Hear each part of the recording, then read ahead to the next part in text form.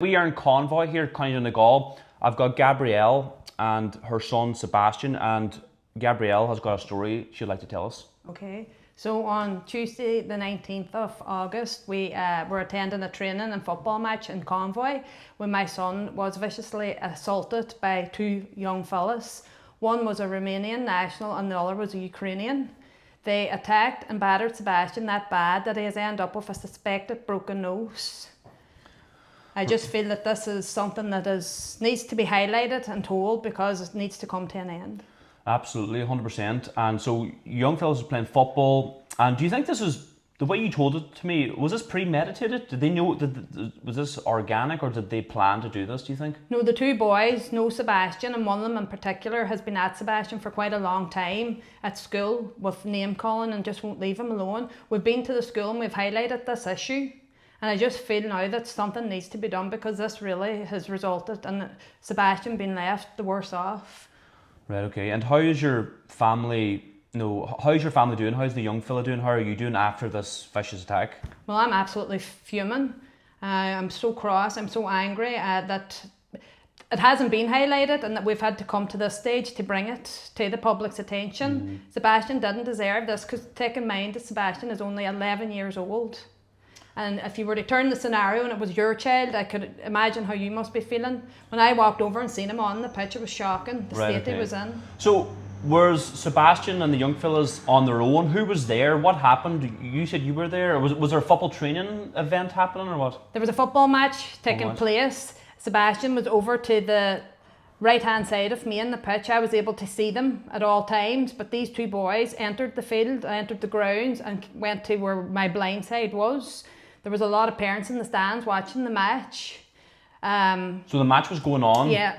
This is Convoy soccer pitch, by the way. So the match was going on. Were you on the sidelines? You weren't playing, were you? No, right, okay. And then, gone ahead, what else happened then? They were just kicking about, playing football. These two boys came down. They asked could they join in. Sebastian says, yes, come on ahead, play with us. So they started to play. Then they started to get very rough. The first boy jumped on Sebastian's back and was strangling him. Then the other boy proceeded then to come over, put Sebastian into a headlock and punched him at least 4 times here on the face. He has, and like, as I say, he has a suspected broken nose. And you took him to the hospital afterwards? Yes. And what did they say, or what? Well, they could see the injuries that were inflicted, but because due to the severe swelling on his face, they can't do an x-ray because it wouldn't show anything up. Hence now why we are going back now to see the ENT clinic to see. But because I see Sebastian all the time and my family see him all the time, there is a band on his nose, so we do believe it is broken now. And did you go to the Gardaí? What did they say? I phoned the Gardaí from Letterkenny General Hospital on the night and I told them what had happened. They told me that they would try to send a squad car to the hospital, which did not happen. On my way home at almost midnight, they phoned to ask where I was I still at Letterkenny General. They says that they would try to get a member out to see us at the house again. That was on Tuesday night. This is now Saturday and it's Saturday afternoon and nobody has come. So nobody's come out to your house? No Gardaí have come out here? No. A guard was due to call on Thursday at 2:30, which we had arranged. I stayed all day waiting for her to arrive. I came to the evening time and I says, I'm going to phone Letterkenny Barracks, which I did. I phoned them and they couldn't give me an answer. So he phoned me back 10 minutes later to tell me that she was sick. And that's why she didn't come out. And I says, well, is it that hard for somebody to lift a phone and tell me that? I says, it's just not good enough. No, it's not good enough at all. The Gardaí should be more on the ball. And you said something to me about social services? Yes, because Sebastian had been attacked and we went to the hospital, our information was passed on to them in case it was a case that something was happening elsewhere and we had made up a story. But when the guy phoned me, he told me that it wasn't an issue for them, so he says he closed the case. But it just that part galls me as well, to the fact that they could phone up for that, but yet nobody from the guards, nobody has come to speak to us about this. And also, just to make it very clear, I know who the two people are, and I know where they live, and the guards know this. Right. And so was that Tusla? I'm not sure if it was Tusla, but he did say that at some point, if the guards do get involved, that Tusla will have to take a stance as well. Right, okay. And there was a lot of witnesses in Convoy, the soccer pitch. Have you spoken to any of them? Did they do anything? Like, I'm sure there was a lot of men there standing. Yeah. I'm pretty appalled that not one of them stood in and did anything. Well, as well as that, I feel the same too, because personally myself, I know myself that I would step in to break any kind of fight up regardless of age. Now, one of the mums did send her daughter to get me straight away when she realised that it wasn't just a messing about in the grass kind of carry on.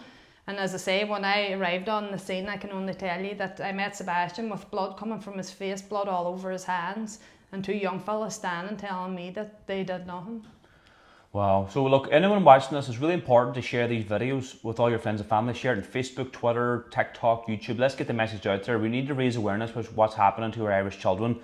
And I suppose, if you have a message to the people of Convoy, the people of Donegal, the people of Ireland, what would that be? Well, I think it's about time now that we did stand our ground. The country is a changed country, and it's not a good country. I used to love living here, and now personally I don't feel safe now to even let my children go into Convoy anymore. Even now, the fact that they are returning back to school, I'm not looking forward to that either. School starts now in a couple of weeks, I suppose, and it's going to cause anxiety. Your young fella going back to school with them same boys, thugs that attacked your young fella. No, it's not on, and this is totally unacceptable. And since this attack, has your views on immigration changed? Oh, totally, totally. I was very welcoming to anybody that came to our country. I feel that everybody deserves a right and a chance. But after this, now that's it. I'm finished, because I feel that they just don't seem to care. The parents, like personally myself, if someone was to come to my door now today to tell me that Sebastian done this to their child, Sebastian would definitely be in serious trouble, and he knows that. But these people don't seem to care. This is just something that they seem to tolerate.